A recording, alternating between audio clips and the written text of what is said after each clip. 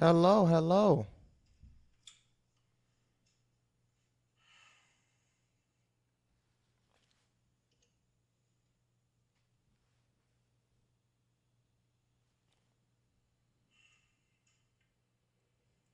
Hello, hello.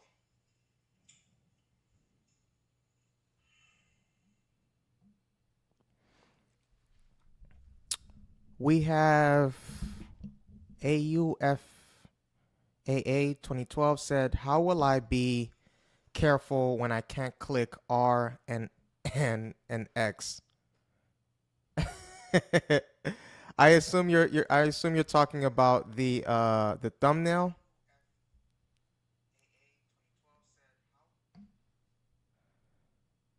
Hold on, I got you. I got you, bro. I got you. I got you.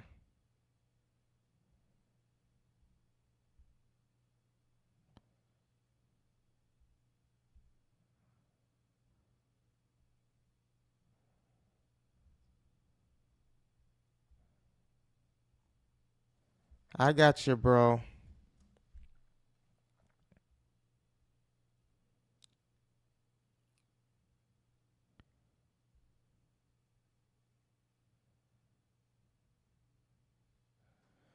Well,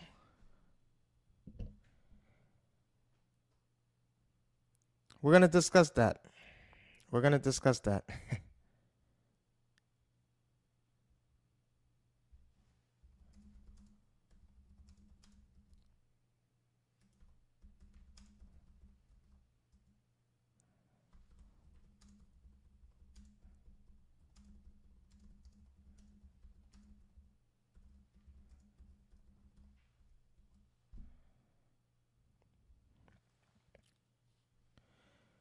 All right, we just allowing people to, join the chat. I like Alpha 2012. We're gonna discuss that. Let's be as engaging as we can in this, and let's have a good time too. So, one of the things that we're gonna, the main thing that we're gonna do today, guys, is we're gonna discuss how hackers can easily hack your phone. Okay, how they can easily hack your phone. And they can do that several ways. There are several different methods. So what we're going to do, we're going to just look at certain methods. We're going to look at some news stories related to those, methods. And we're just going to have open discourse. And I want your opinion on this, okay? I'm going to talk a little bit about each of them, popular methods, right? I might not cover all of them, but I'm going to talk about the popular methods and we're going to have some fun. At the end of the day, let's have some fun. That's what this is all about. Okay. So, when we look at it, there are several different kinds of uh, ways that hackers can hack your phone, right? And give me 1 second, guys.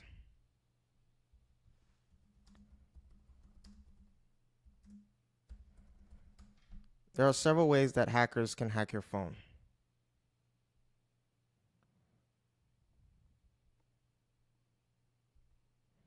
And one of the ways that hackers hack your phone is they can create malware.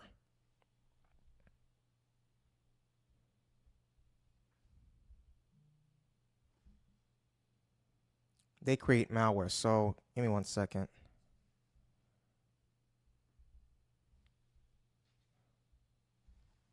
This is the first one.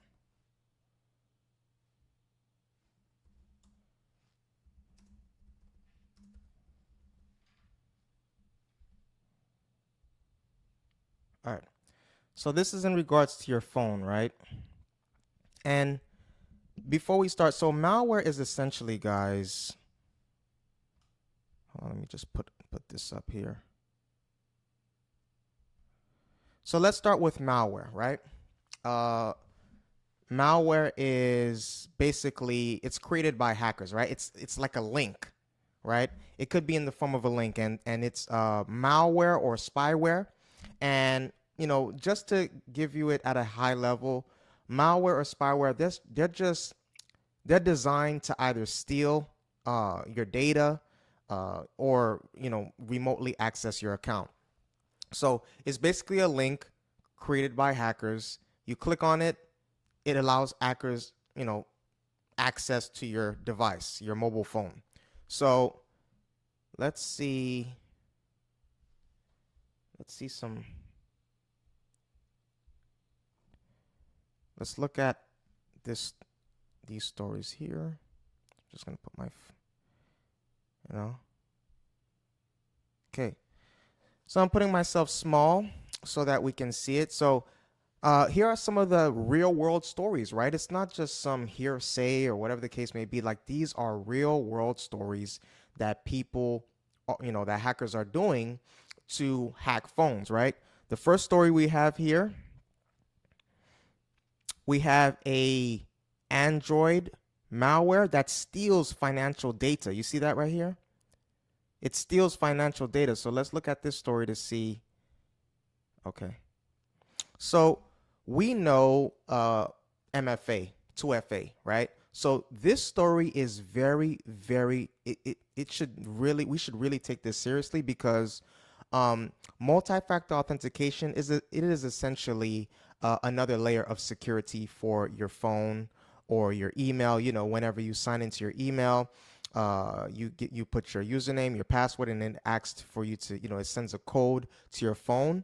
That is what is known as MFA or 2FA, okay? Give me 1 second. That is what's known as MFA or 2FA, okay? That is when, you get a code to your email or code to your phone, that extra layer of security to make sure and verify that it is you that is trying to access said account. So when I'm looking at this story and I see new Android malware, now we know malware is created by hackers. It could be a link, anything, but in a nutshell, it's just basically designed to steal your data. So new Android malware, Agena.banker, steals financial data and bypasses 2FA via Telegram. Now, it is highly recommended, right, that whenever you have an account of some sort that you are using multi-factor authentication or 2FA, the fact that this malware bypasses what is recommended at large by cybersecurity professionals is highly, highly not only interesting but scary, because we have to find a solution to this. And if you have a solution to what might be going on as far as how we can defend ourselves against bypassing multi-factor authentication that we recommend as cybersecurity professionals, please drop that in the chat. So let's take a look at this real life story. So there's an Android malware that steals financial data and bypasses 2FA. Bypasses meaning it just gets past multi-factor authentication. So bank customers in Central Asia region have been targeted by a new strain of Android malware called Agena.banker, and this has been since 2023, guys. Since 2023, this has been in effect. Now, my antenna in this story raises when it says, okay, do you guys feel that whenever we see like Central Asia, or whenever they say that there's a malware or whatever the case may be is in a specific region, do you guys take it as that, or do you guys, for me, I don't really care about where it is. Oh, it's located in this region.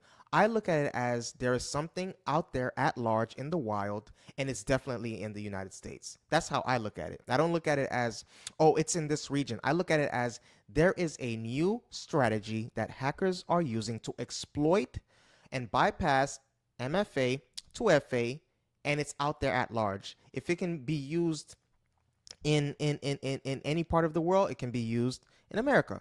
And what sticks to me now that I said that about that aspect, Android users, be on alert, Android users, because this story is 2 days old. This is not a story from back in the day. This is a story that's 2 days old. Okay, this is fresh. And Telegram. I'm not sure what Telegram is not doing, but you can clearly see in the article here, it says it suggests, right? It suggests this malware is Telegram based. So I don't know what they're doing at Telegram, but they gotta you know, I don't know what they're doing at Telegram, but they gotta really, what, you know, this is targeting your systems, guys. This is targeting your systems. I don't know what you guys are doing in Telegram, but this is targeting your systems. Okay, just gonna make this a little bigger for you guys. I don't know how large it typically gets, but now just largening up the screen. Now let me, just so that you guys can see a little bit better.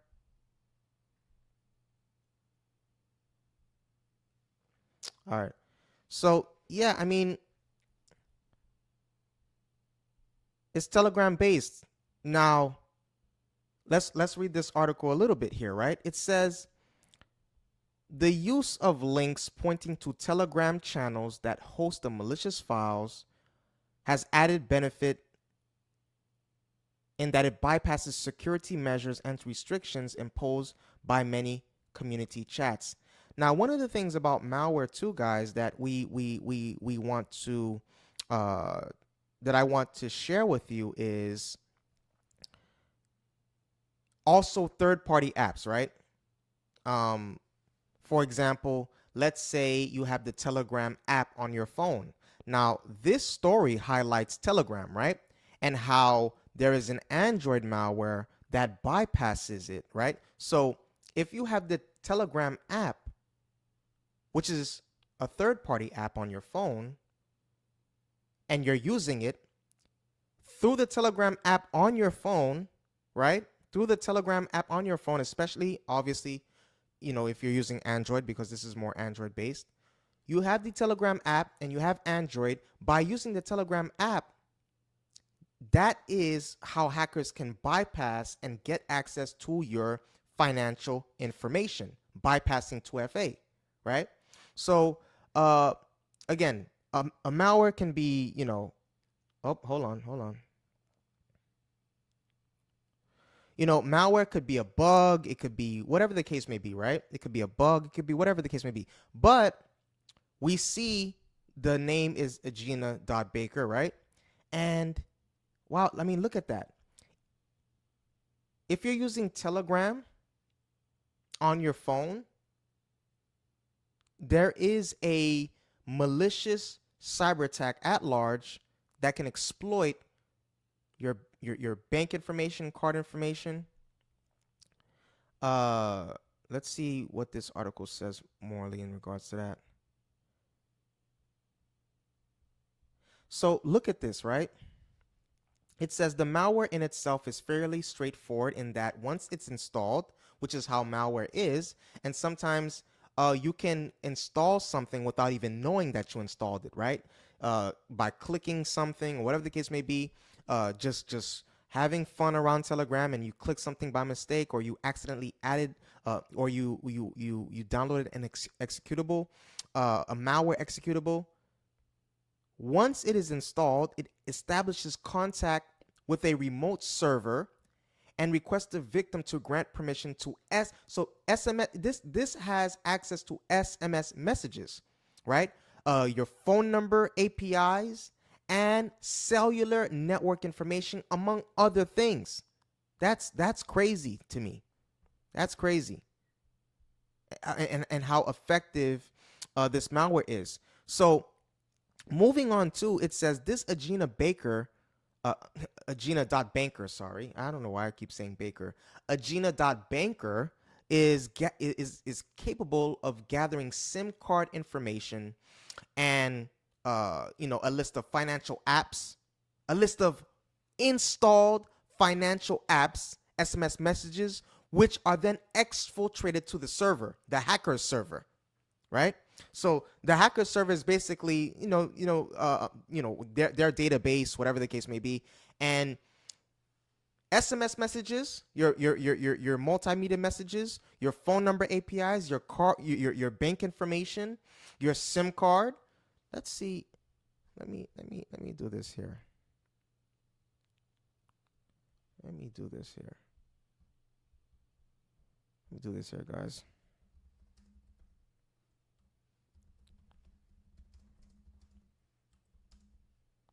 Yeah. Phone. Let's do this here.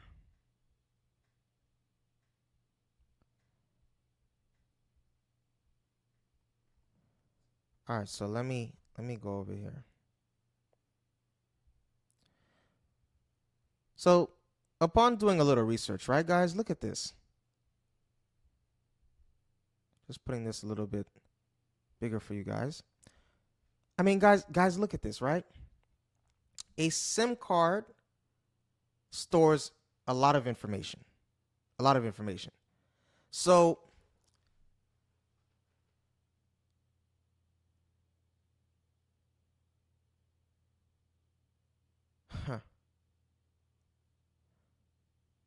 phone numbers, contacts, text message history. And one of the reasons why I feel like it is oh my gosh. What is stored on a SIM card? Let's look at this article.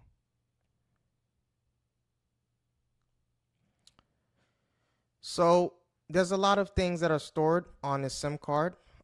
As you can tell, a lot of data is stored, and I think one of the big things that hackers can use SMS messages or things of that nature.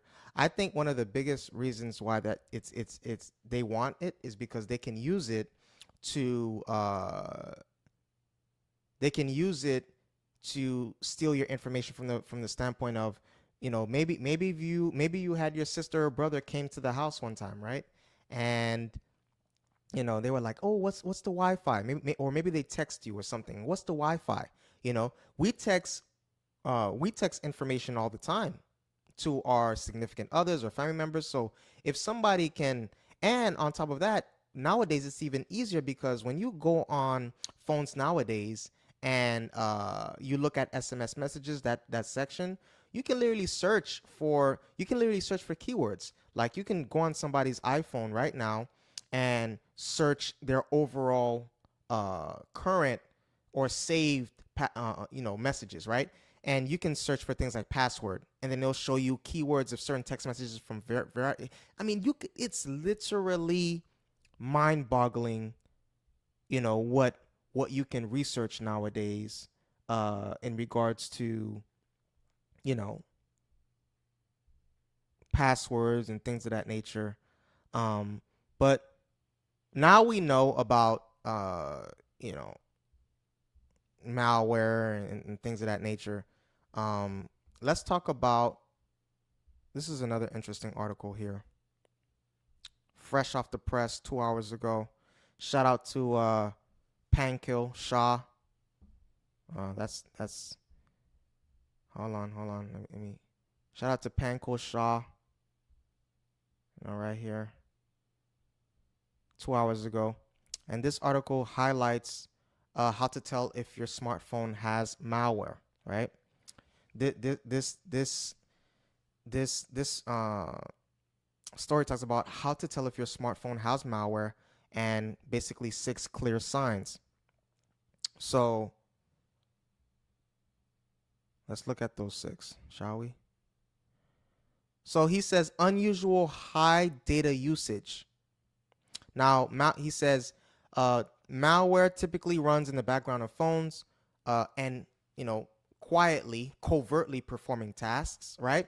Like sending personal information or, to third parties, right? Or downloading harmful files. And this is really good. So this is probably more geared towards Androids. Hopefully we get some information towards iPhones in this article. But if you have an Android or whatever the case may be, you can see what is the data usage uh, on your phone. Now, according to this article, you can go on settings, connections, data usage, and mobile data usage to see if your Android device is using more bandwidth than needed, necessary, right? For example, and this is just, I'm talking out the side of my neck, but this is basically just so you can understand, right? I would also research what is the typical usage for an Android device, or you can talk to your local, Android, vendor, whatever the case may be, pull up, and I would, let's say you have one app open. If you have one app, only one app open on your phone, and then when you check, you see it's a very high usage, then something may be off, right? Something may be off because why is it that I only have one app open, but my meter is through the roof, right? My meter is through the roof. That's not. We don't want that at all. We don't want that at all, right?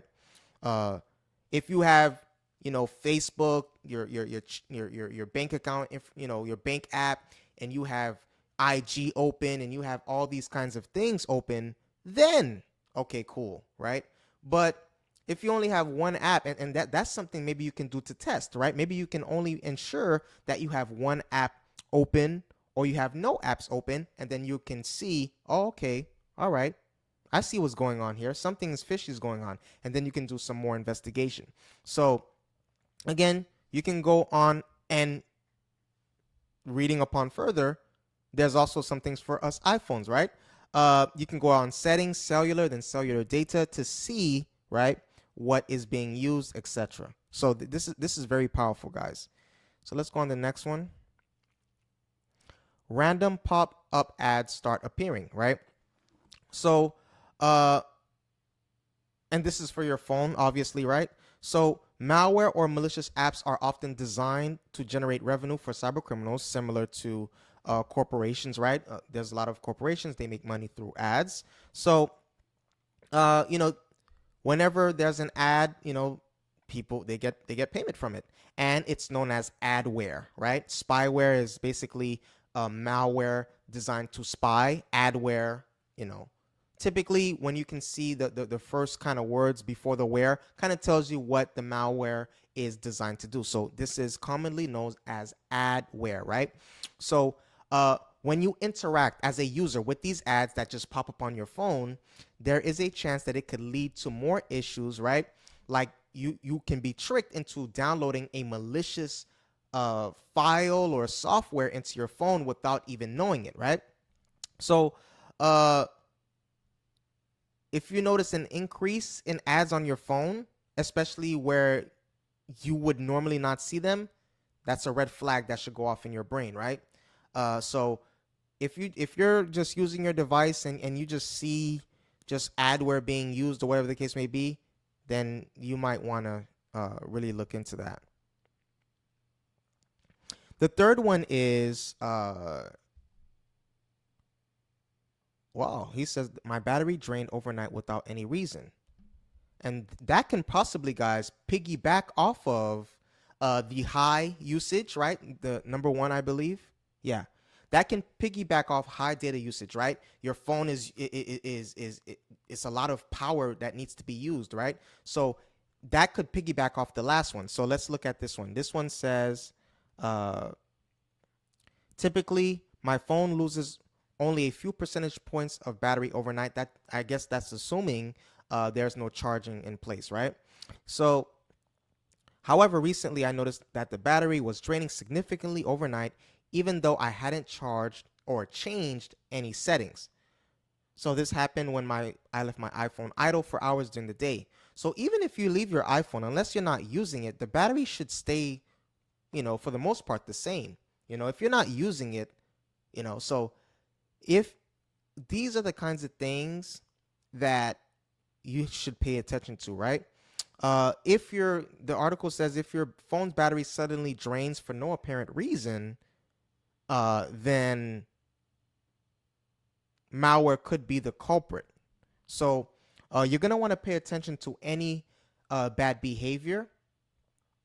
So you're going to want to pay attention to any bad behavior that you are experiencing from your phone, right? From your phone's battery, let me say. From your phone's battery, you're going to want to pay attention to any negative issues from your phone's battery perspective. Now, Offie AA 2012, how will I be careful when I can't click R9 and X? Now, obviously,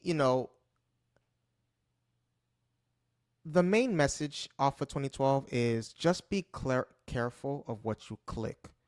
I'm not suggesting you don't click R, N, or X. I'm saying whenever you are using your phone for whatever reason, just be careful what you are clicking. Be mindful. Think before you click. Hold on, chat. Hold on, chat.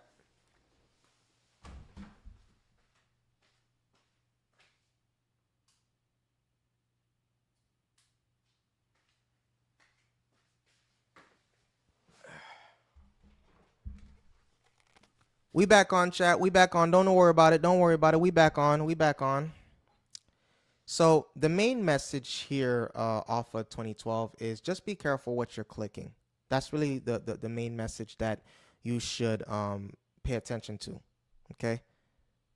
So this is, let's go on to the next one.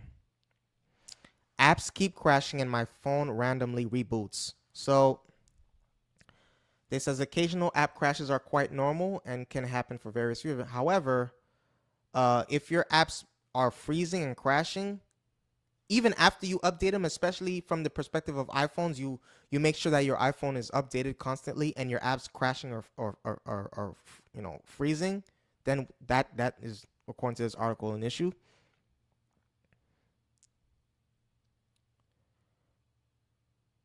So your iPhone or your phone starts overheating and lagging even with simple tasks, right?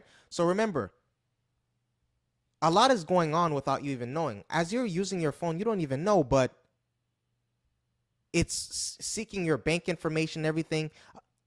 All the things that we talked about, it's happening behind the scenes in your phone. So that is what's causing things like your battery being drained, your phone is overheating, this and that nature. This is what happened when you click on the links or you execute a file, a malicious malware file, without knowing it on your phone. Here is another telltale sign. I really like this one, and it is unfamiliar apps keep showing up on my phone. Now here's the danger, right? I'm not sure if the average person, right? I'm not sure if the average person keeps track with every single app that's on their phone, be it Android or iPhone. Because let me do this here. Let me do this here. I think we can look at this here.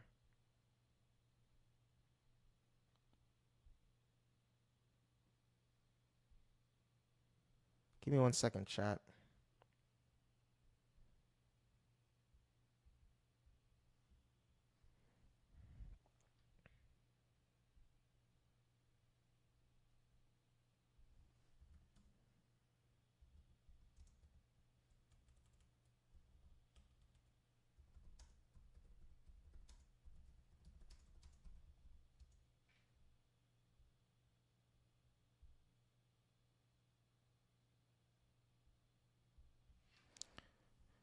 So let's look at this here, all right? Let's look at this here.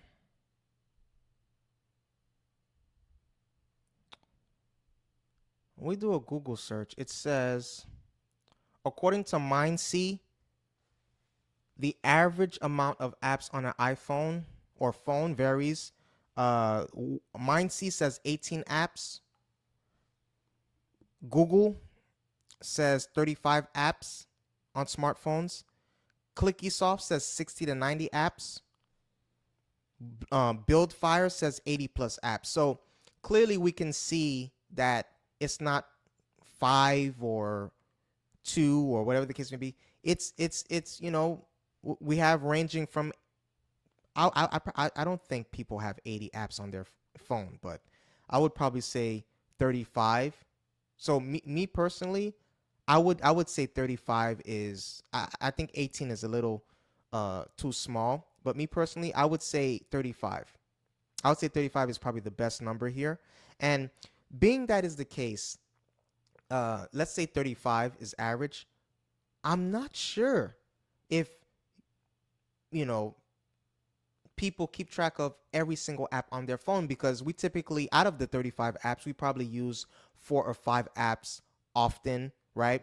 Like our core critical apps, we probably use those often.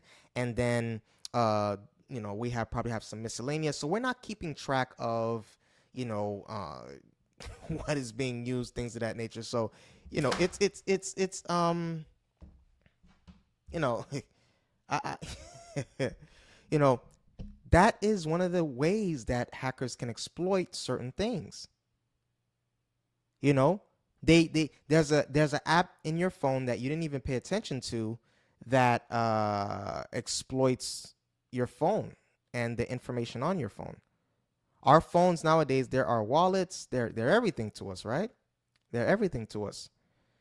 So that is malware and apps, right? That is malware and apps. So let's look at, there's something called phishing, right? There's something called phishing. So let's look at phishing.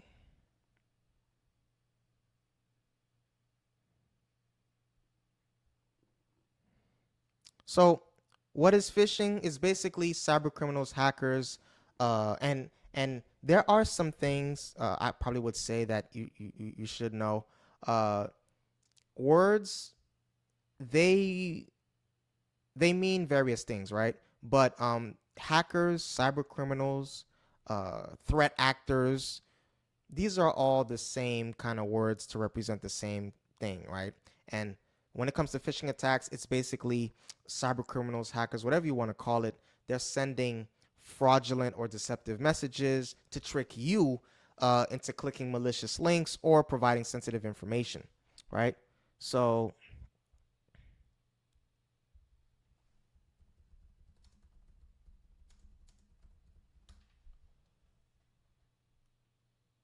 let's see if we can find something,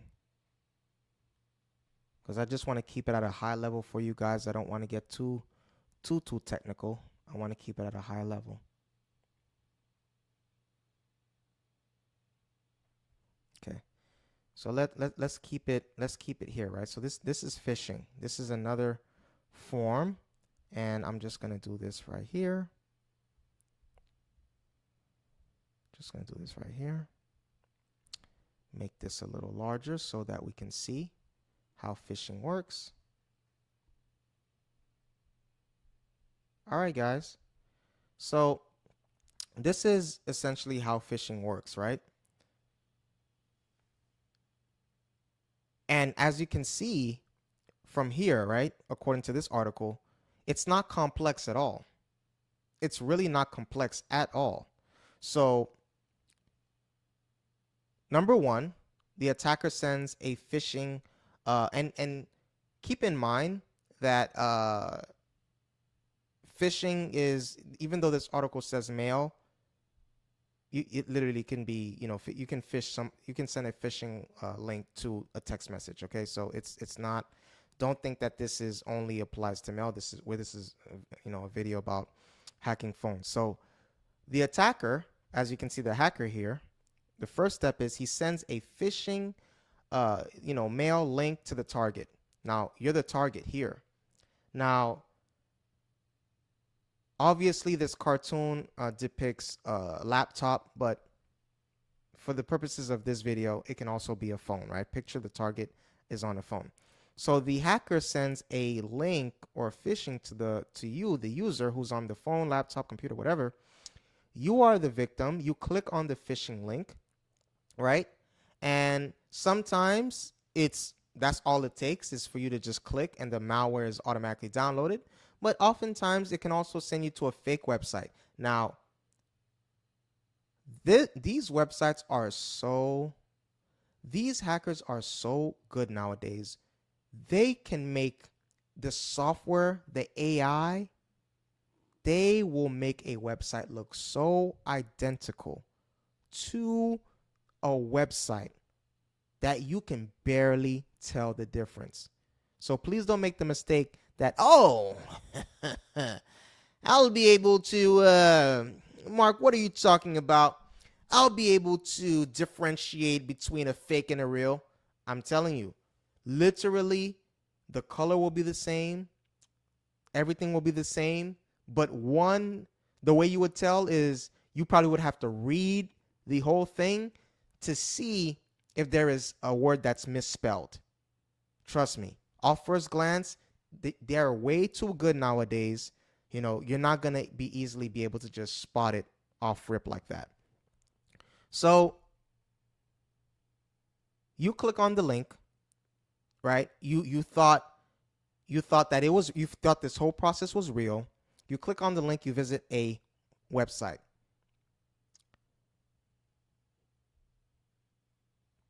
Then the hacker collects important credentials, right? You probably enter your information into this website, or you do something. You don't have to enter information. You do something that triggered an action that allows the hacker to have access to your phone, right? Then the hacker collects your important credentials, your important card information, whatever information that the hacker can exploit. That's the third one. Then the hacker uses your credentials, right, to access private information. Hold on. Give me a second. So the hacker uses your credentials, right? Unknowingly, you gave them, that power to access private information. And then they use that information on the original website. So a hacker sends you a phishing link, whatever the case may be. Maybe you have Chase, Wells Fargo, Bank of America, whatever the case may be. And you click on that link thinking it's from the actual bank. When you click on that link, it takes you to the website. You think this is the actual legitimate website of your banker. You put in your information. That information you put in goes right to the hacker.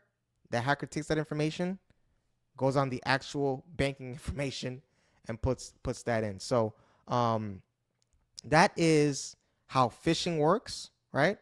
That's how phishing works. Now let's see if there are any stories like we did for the malware that has like what's going on, like what are hackers using to in regards to phishing.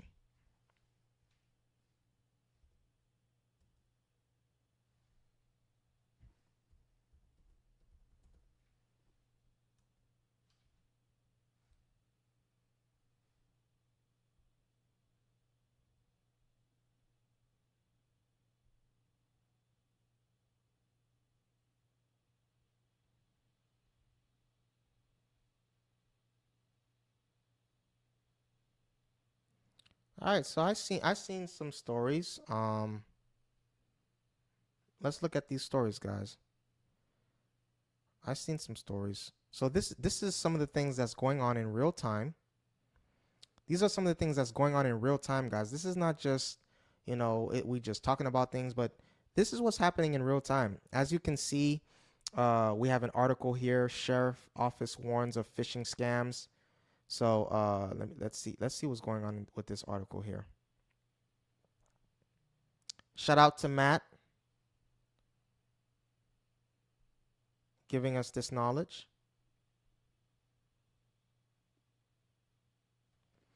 So we're looking at this article. There's reportedly a Bitcoin scam,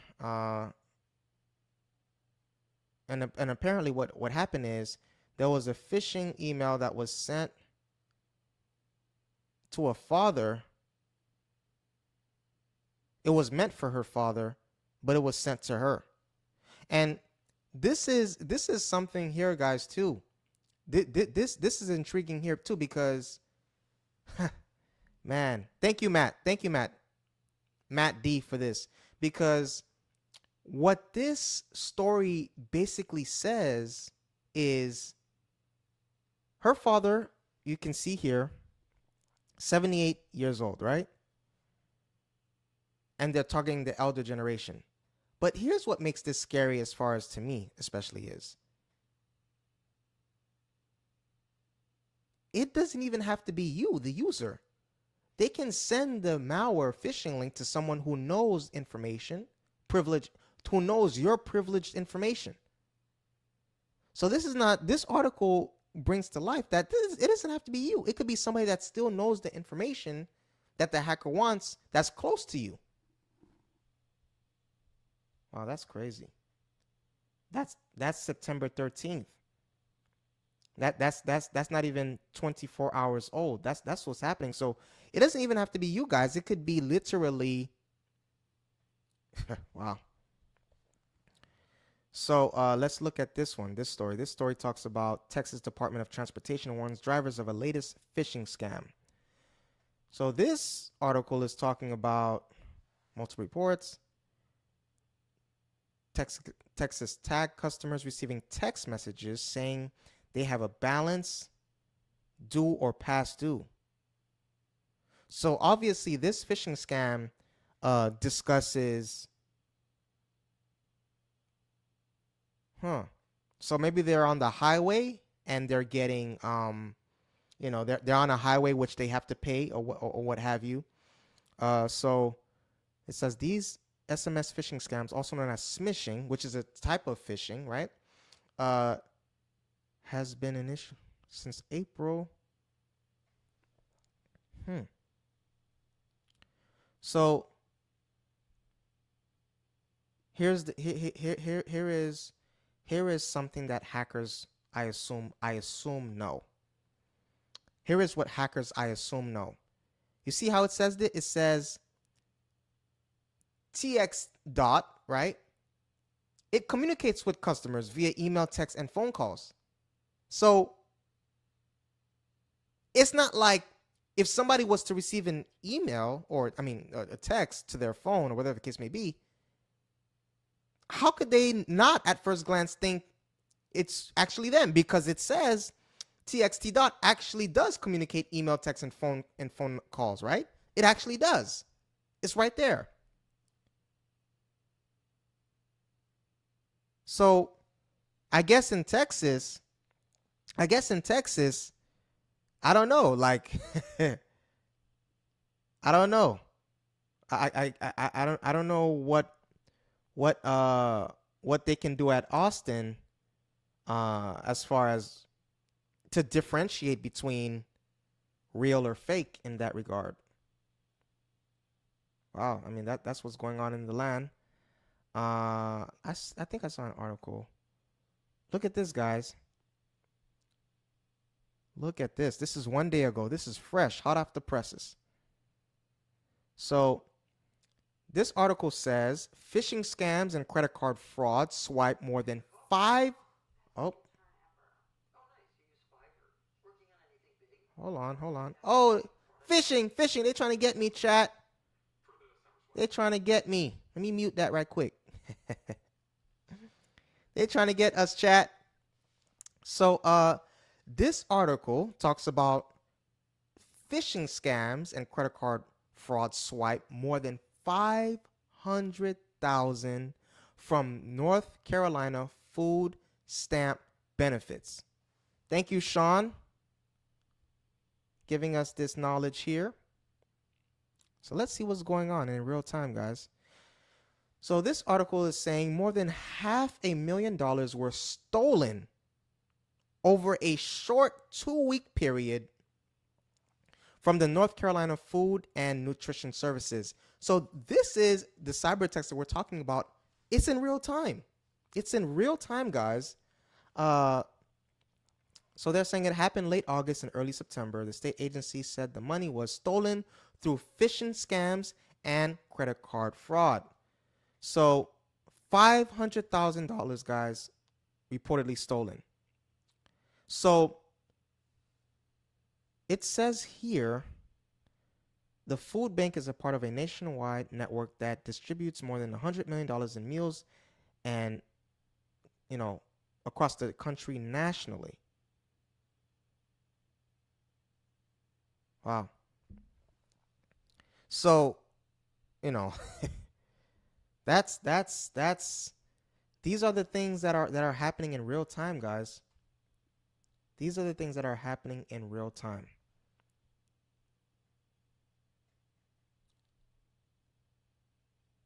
They're in schools. You see a day ago, they're in schools. There's a Russian linked phishing campaign.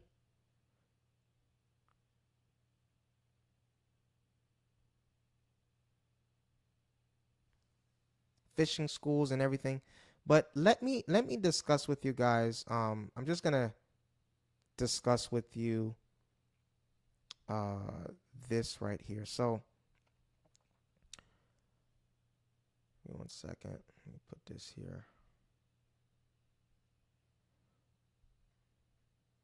So obviously we're more targeting the phone, but there are different kinds of phishing, and I'm just gonna breeze through it so you can understand the different types of phishing. You have email phishing.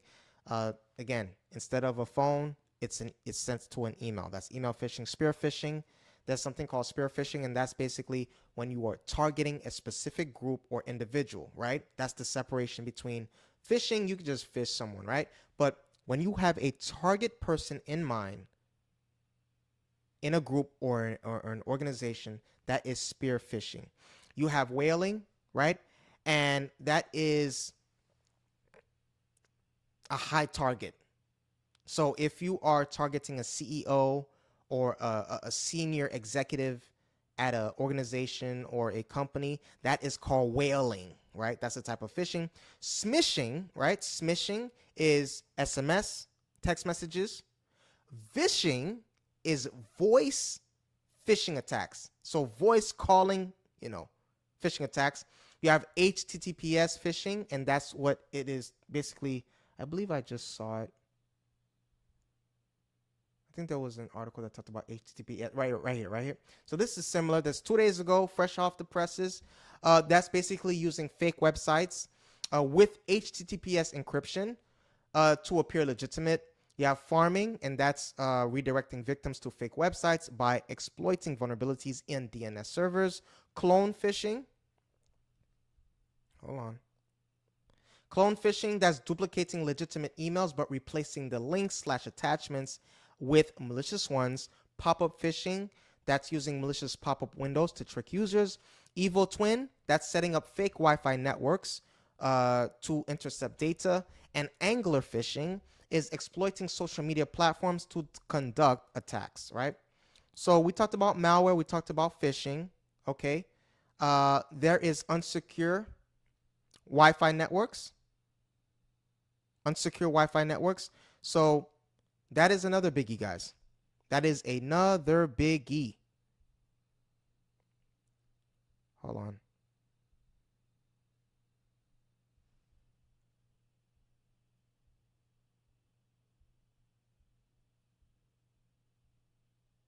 That is another biggie, guys.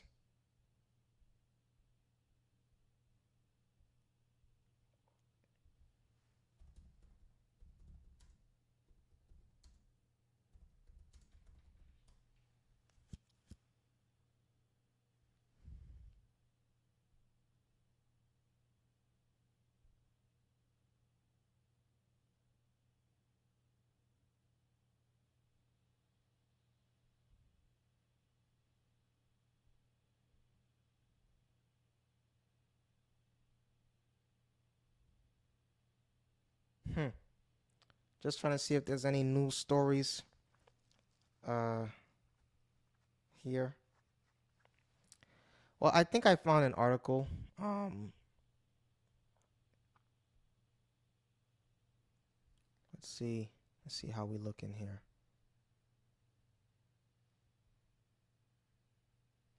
So I found the articles. Shout out to Kelly and Catherine.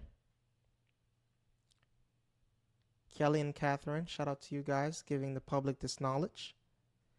So it says the real risk of using public Wi-Fi, especially for, your phone. Here are some key takeaways. Let me make that a little bigger. Okay. Oh, it wouldn't hurt to go one more. All right. All right, so let's look at this, right? Wow. So this article says 35% of people access public Wi-Fi 3 to 4 times a month. 23% of people use public Wi-Fi to cut down on cellular usage. 20% use public Wi-Fi to make financial transactions. That is a danger. That is a danger. That is a danger. In my opinion, that might be the most glaring bullet point on this list. And they said the most common places people use public Wi-Fi is at restaurants and hotels. No shocker there. 4 in 10 had their information compromised while using Wi-Fi, public Wi-Fi. So 4 in 10, 40%, that's a very high number, in my opinion. That is a very high number of people who have had their information. When it says compromised, that could mean stolen, that could mean hacked, that could mean a lot of things. Their private information in their phone. And the majority of people had their this article is the first one, in my opinion. The most important glaring one is that 20% of use public Wi-Fi to make financial transactions. That's the number one. But number two, in my opinion, as far as the glaring one that catches my eye, is the majority of people had their information compromised on an airport or restaurant public Wi-Fi. Now, you're probably saying, oh, Mark, why is that? Because think about it. The majority of the people had their information compromised on airport or restaurant or public Wi-Fi. So you're sitting down waiting for your flight. You're probably anxious or whatever the case may be.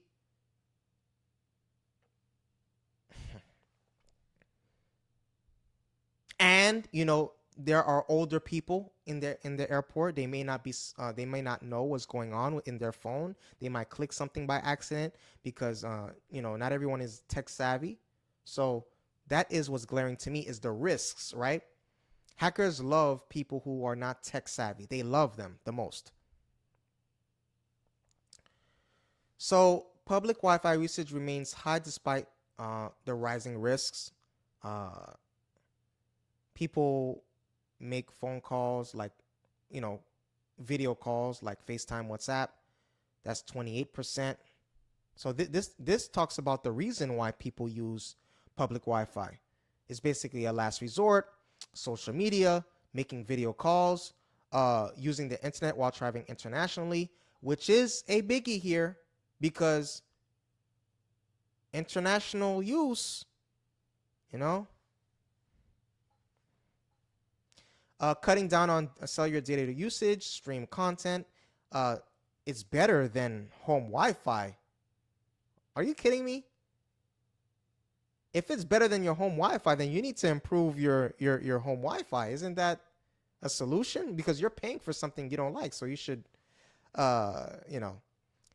working remotely, playing video games, making financial transactions, and studying. Now, public Wi-Fi and where it's commonly used, they're saying cafe or restaurant, and I would probably agree with that. Hotel, airport, retail store, school, public transportation, traveling internationally. Let's look at this. Oh, hold on. This says only 23% of people think public Wi-Fi is safe. So what's interesting here to me, guys, is only 23% of people think public Wi-Fi is safe, but they're still using it at large and in huge numbers. And I'm not sure if they are using it in a way that is safe. So you have 9% that says not sure. 5% says not safe at all. 20% says somewhat unsafe. Somewhat unsafe. You have those who say completely safe, 23%, and 43% says somewhat safe. That's interesting. People think public Wi-Fi. That's interesting. People think that the airport is the riskiest place as far as having your information compromised from using. That's interesting. Airport. Why do you guys think it's the airport? Please let me know in the comment section below. Why do you think it's the airport?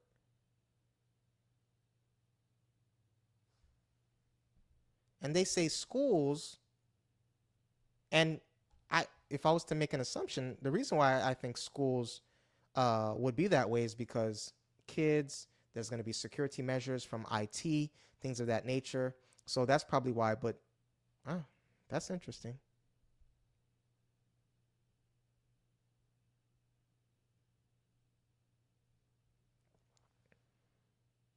So this is interesting here. That says this is the percentages of where people had their information compromised the most.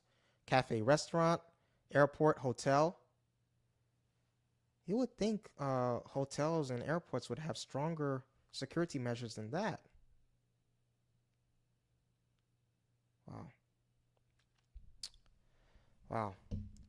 Well, thank you for. Oh, hold on, chat. Hold on. Hold on. Hold on.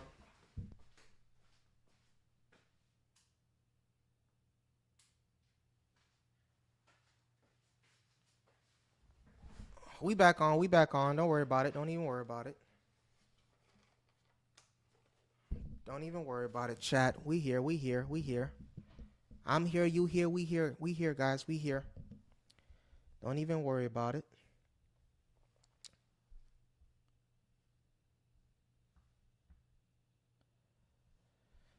Well, guys, that's what I have for you. This was a very interesting live. So protect yourself at large when it comes to your phones. Hackers are hacking. You have any opinions, anything, please drop it in the chat below. I appreciate your viewership. Stay safe. See you on the next video.